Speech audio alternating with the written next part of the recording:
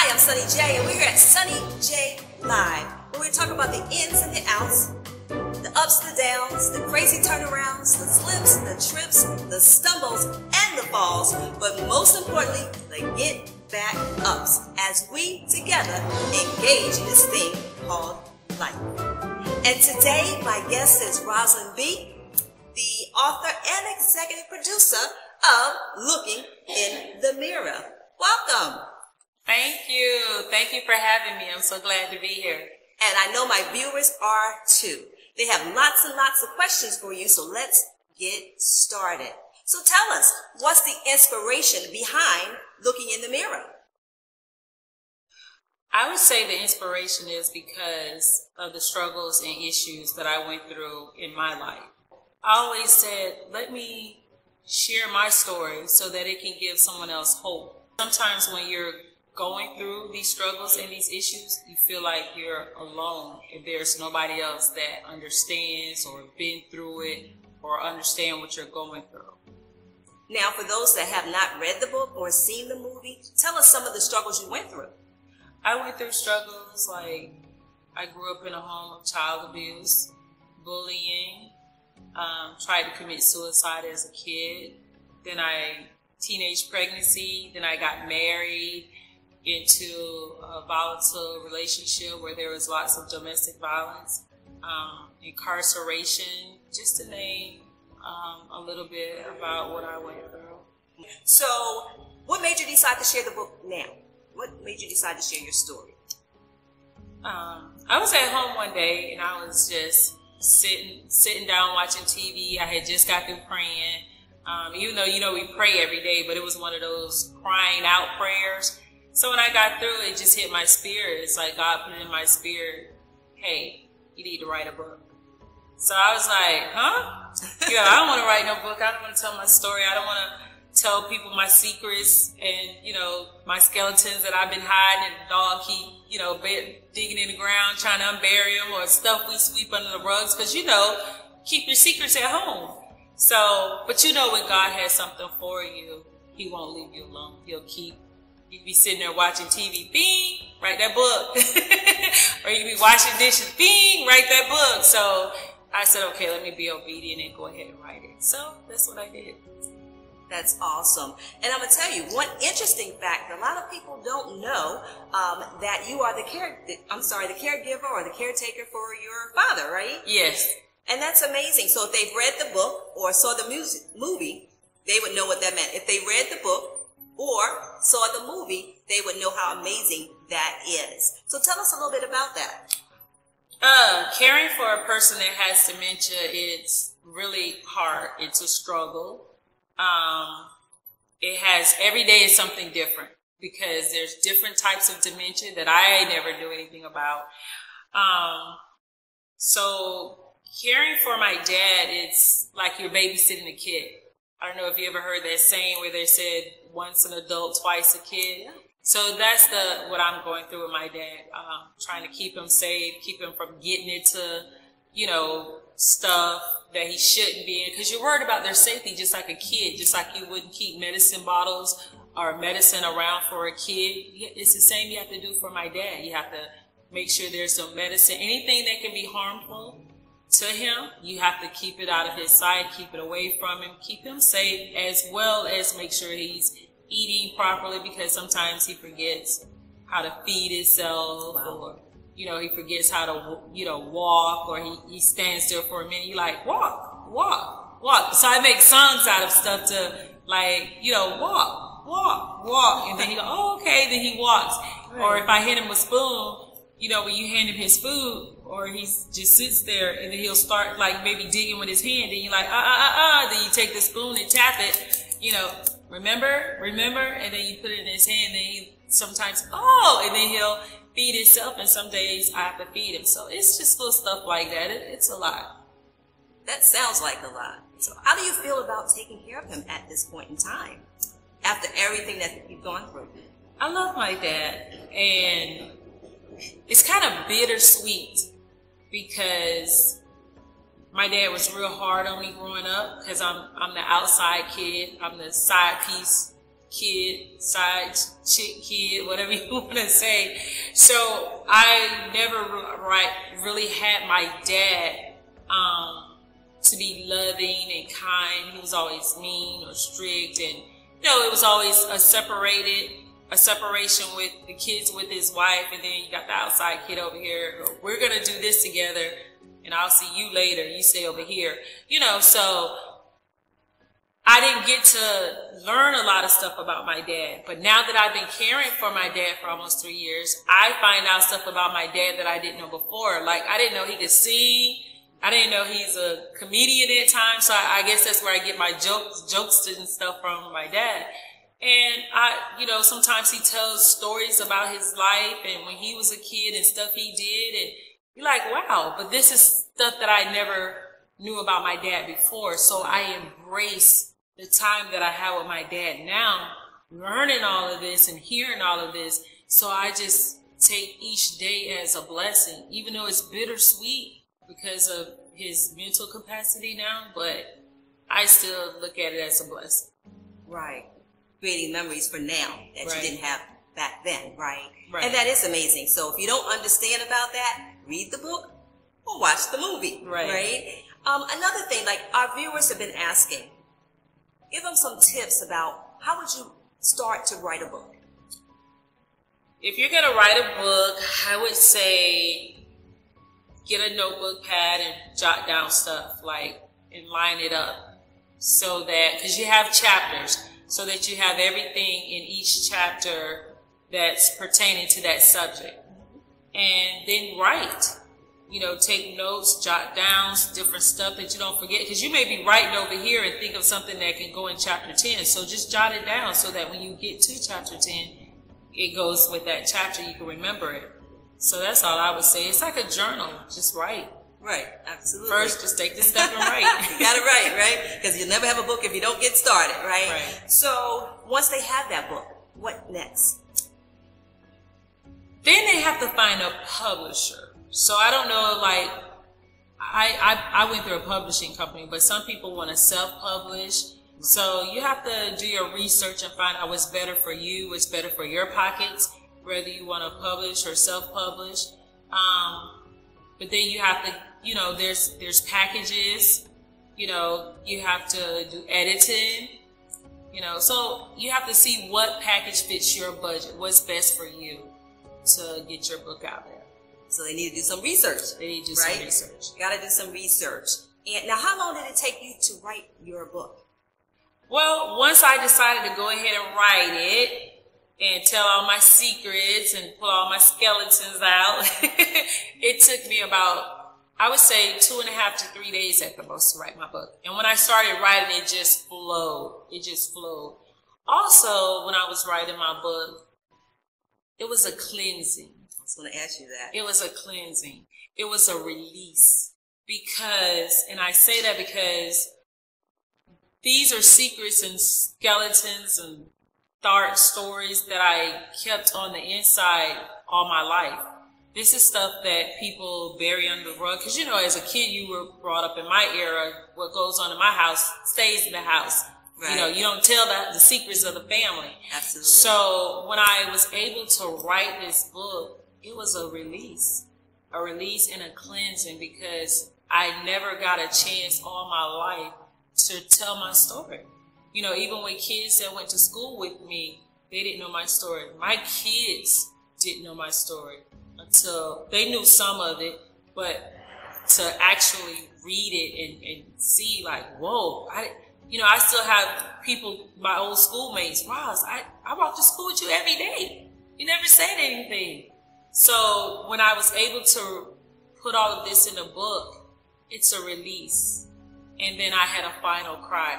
Because even though you cry throughout all your struggles and issues through life as a kid, one of your parents, whatever your issues are, you cried all those tears and you think you're done.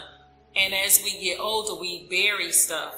We bury and we bury and we bury and we bury. But then when you write a book and you're unloading, and it's kind of like pulling a scab off of a wound, because now you got to deal with that hurt all over again. So as I was writing about different topics and different situations that I went through, the tears just flowed because you think you're over it, but really you're not over it because you never dealt with it. Right. You just buried it.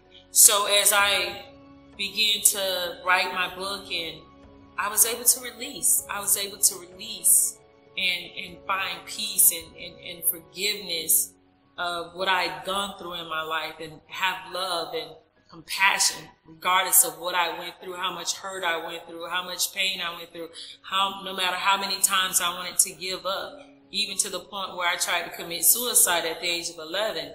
So writing a book is good. It's a way out. It's a way to release all that hurt and to let it go. It's a way to, say, okay, I went through this at this time, even with the bullying in school, kids not liking you, picking at you for things that you had no control of. You're able to fully release and forgive. I have a lot of my bullies that are my Facebook friends now, and that are actually congratulating me on my book. Absolutely. So it's great. It's a great feeling to be able to release. And that was a long time coming.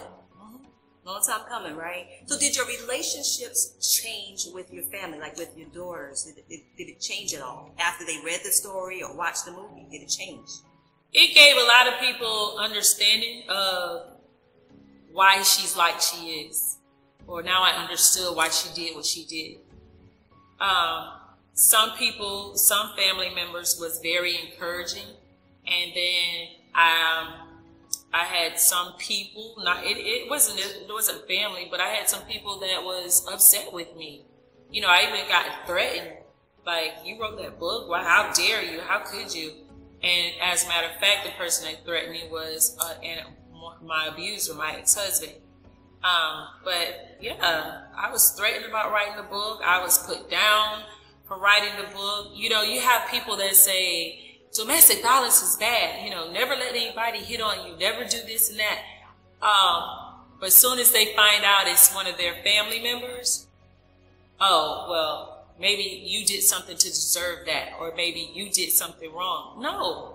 If it's wrong, it's wrong. Absolutely. It doesn't matter if it's my dad, my brother, my cousin, you're wrong, you're wrong. Absolutely. So I'm not going to say it's wrong, and then when it's your family member who does it, now you make excuses. So it's kind of like you're condoning that behavior. And that's the problem. And that is why I go so hard trying to talk to people, because that is the same mentality that keeps a lot of people from opening up and sharing their hurt or their story or whatever they're going through. It's not a hidden victims.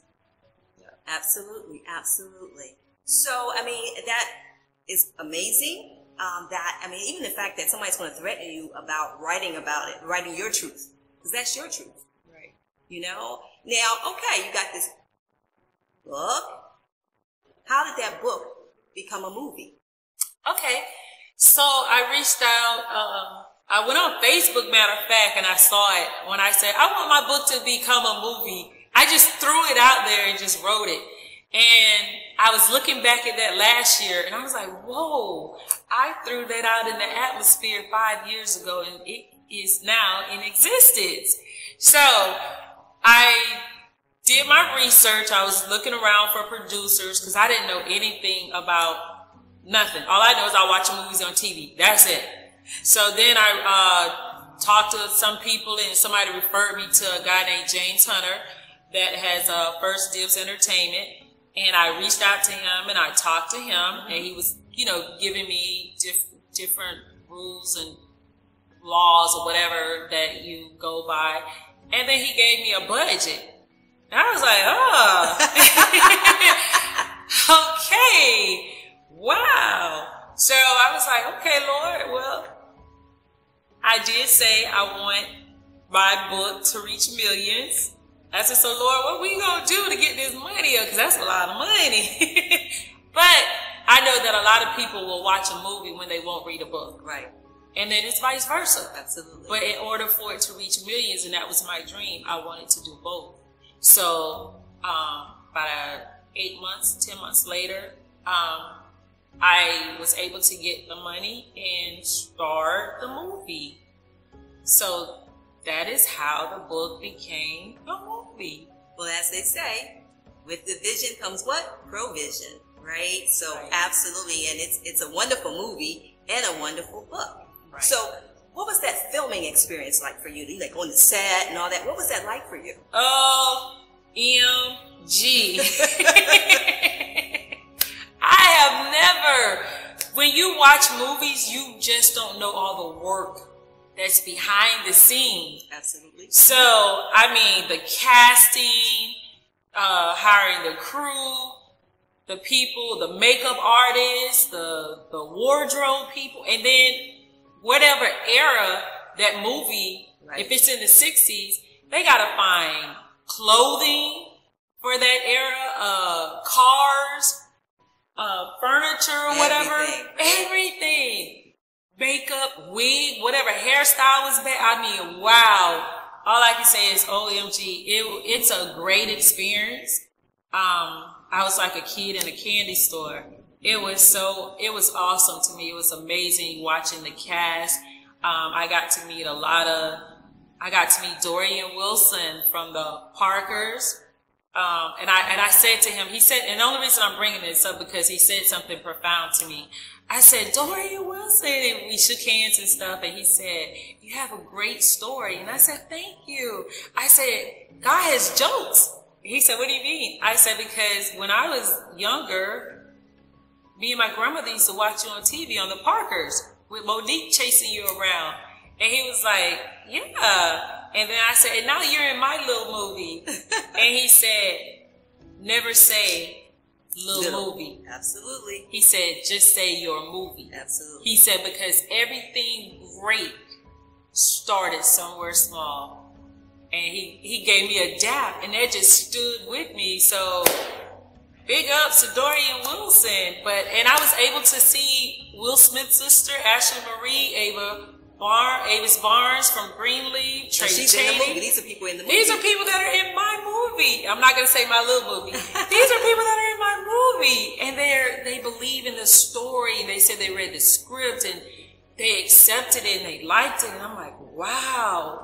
And plus we got local talent too as well. I just thank everybody, each and every one that participated, that made my dream come true, made my book into this movie. And the filming experience is phenomenal. If you've never been on a set, go on a set. It'll give you a whole new outlook on what really goes behind the hard work that the cast and crew put into these movies. Absolutely. So when you see budgets and they say this film costs millions and millions of dollars, and you look at those credits, I mean, they list everything from the drivers to the people that fed them, to the assistants, to the assistants. Assistants, I mean, there's a whole bunch of people on a movie set, right? Yes. Well, that is amazing. Now, how many days did you actually go to the set? I probably went to the set maybe 13 days out of a 21 filming period. Because at the time, I still had my grandsons. They were younger in school, and I was still, rearing them as well as my dad. So Gotcha. All right, so the book is now a movie. You've been on the set. How did it feel to see it actually on the screen? oh my God, like breathtaking. Because when you look, that's just like when I first saw my book. It took me like 3 days to write the book, and then the publisher told me it would take 45 to 60 days. My book was in my hand, literally within 2 weeks. Wow. So that's why I tell people, I'm gonna say this real quick, I'm gonna put this insert. That's why when you're obedient to God, boy, He'll make it flow. He makes it flow. I mean, you don't have to. It just falls right into place. I'll just say that. But anyway, the book, the movie, it's just a feeling, seeing it on the screen, and you're like, wow, I did this. Look, Roslyn from Winter Park, little town called Winter Park, the little girl that was told that she would never amount to anything, that she would never be nothing. I was told this at 8 years old. What does an 8-year-old understand about being told you're never going to amount to anything? You don't understand that. You don't understand that. And then you're 9 and 10 and you're running away and you're still hearing, you ain't going to be nothing. You ain't going to do this. You ain't going to do that. So for me to see my name on a book and my name on a movie credit, it's phenomenal. That's all I can say. It's breathtaking. It just makes me feel good. It lets me know that I'm on the right course. I'm giving back. I'm giving somebody else hope. I'm empowering somebody. It's the greatest feeling in the world. It is. I can see the joy in you and the pride in you. And you should feel great about your accomplishment. And I know there's a lot more to come. Now, the film right now is top 10 on Tubi. Where else can they see it? Okay, you can see it on NBC Peacock, Sling TV, Hoopla, and Voodoo. And I don't know if any other platforms is coming up. We don't. Absolutely. And where can they find the book? The book is available on Amazon, Barnes & Noble, Walmart online, Target online, and if you Google Looking in the Mirror by Roslyn B. Jones, it's other websites that have it available. Absolutely. So, book, movie, what is next for Roslyn B? Book 2, movie 2. Speaking engagements. I would like to do more speaking engagements, and I'm gonna say why, because my struggle started as a kid going through child abuse. So the speaking engagements that I have done, when I have went and talked to other kids have come out. Some of them hugged me. Some of them was telling me some of their story. I didn't have enough time to listen to all of them. They would line up and they would tell me, oh, I went through that. Oh, I'm going through that right now. Or the bullying part, what should I do? And, some little girl, showed me where she's cutting and stuff. Let me tell you this. I was going through so much as a kid that when I didn't see any other way out, that is the reason why I tried to commit suicide when I was only 11 years old. So when I see now how, for instance, Regina King, her son just committed suicide, 26 years old. Not only celebrity kids, we got other kids, everyday kids that are doing this on a regular. And they're doing it because they feel like they have no one to talk to. They have no one to turn to. Because when I decided that morning, you know what? I'm just going to check out. I'm done. I'm done. Nobody understands me. I'm being abused at home. I'm being bullied in school. I don't have my mom in my life. I don't have my dad like I should. So what else is there? I don't have any friends that I trust to talk to. I don't feel comfortable. So what else is there? So, that's got to be a very, very low place in a person's life that they want to give up. Yeah. Absolutely. So that is the reason why I go so hard. That's the reason why I talk so hard to so many people. Because I don't want them to give up. Because there is hope. That's why I try to encourage people, empower people, and let them know I'm a product of that. Right. I've been there, but I made it out.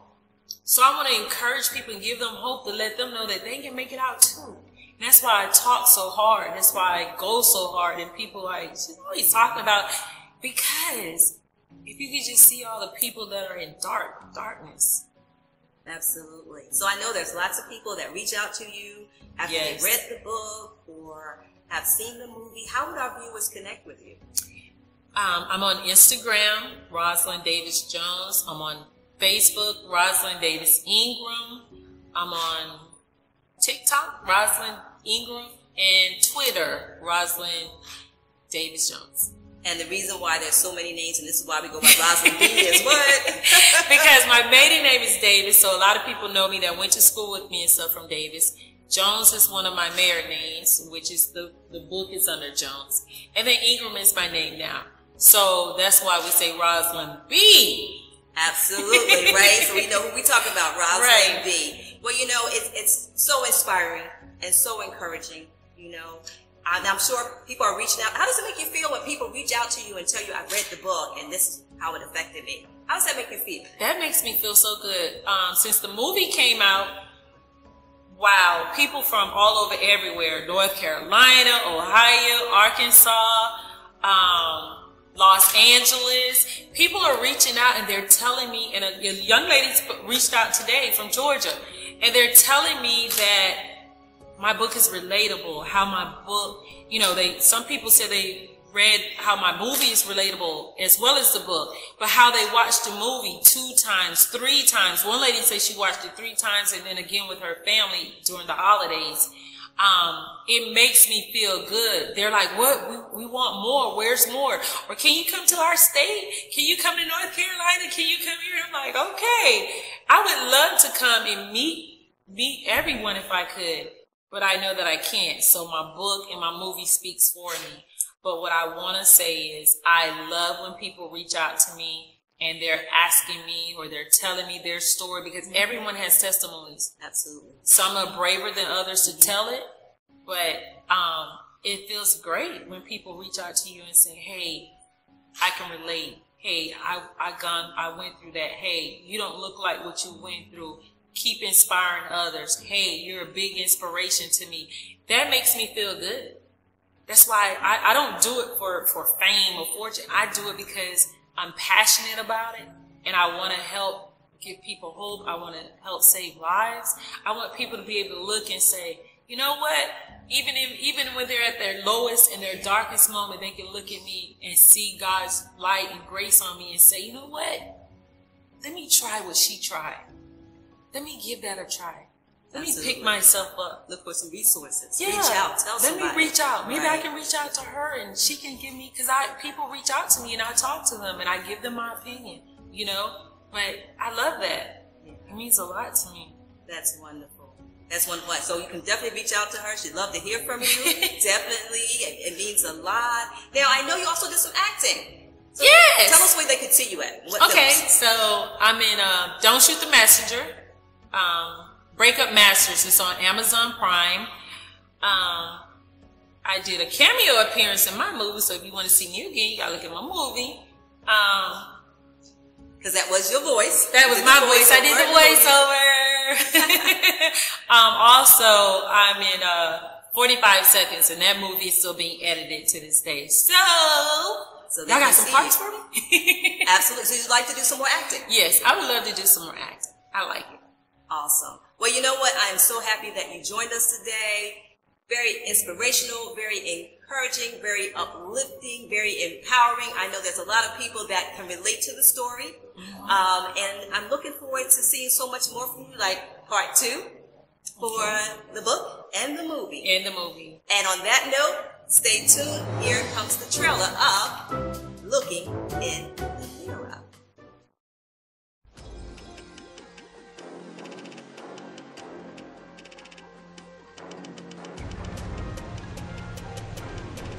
Get out. I'm sorry I've been bad. I promise I'll be good from now on. My mom had gotten in the habit of dropping me off with totally different strangers. One day while my mom was doing one of her vanishing acts, my Aunt Cece dropped me off to my grandmother on my dad's side named Beatrice. Boy, I sure didn't know what I was getting myself into. Better not tell nobody. Then I was sentenced to prison and pregnant. I'm Dr. Lewis, and this is Nurse Thomas. Relax. Okay. So I ended up going back to jail. I still couldn't get it right, and I met a girl named Tammy, and we became fast friends, and she introduced me to her brother E. I'm gonna end up putting the ring right there on that finger. I ain't playing. You drive a hard bargain, baby. You crazy? Go get your shit, and let's go. I'm not coming with Go that. get your shit. Whoa, come on. I don't deserve this. So what, you gonna shoot me? If we ask you to do something, you do it. Right. Why did you take that money from my purse? Really gonna come over here with this? Oh, you came here to play, huh? I'm ready to take things to the next level. Thanks for joining us. I'm Sunny J with Sunny J Live, and I look forward to seeing you again real soon.